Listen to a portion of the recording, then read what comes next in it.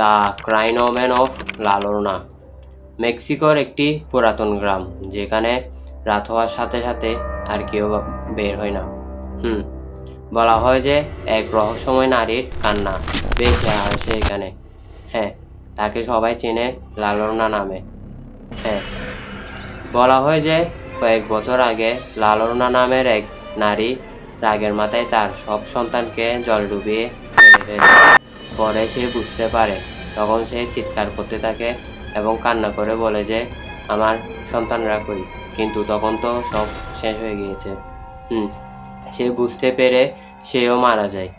হ্যাঁ, এখনো যদি তুমি ওই গ্রাম দিয়ে আসো, যদি ভুলেও তুমি ওই কান্নার শব্দ শুনতে পাও, তাহলে তোমার দেরি হয়ে গিয়েছে। কারণ লা লোরনা ভাববে তুমি তার সন্তান, সে তোমাকে নিয়ে চলে যাবে। তুমি কি এ গল্প বিশ্বাস করো, নাকি মনে করো যে এটি লোকমুখে বানানো একটি গুজব? অবশ্যই কমেন্ট করে জানাও। আর এমন ভিডিও পাওয়ার জন্য চ্যানেলটিকে সাবস্ক্রাইব করে পাশে থাকা বেল আইকন অন করে রাখো।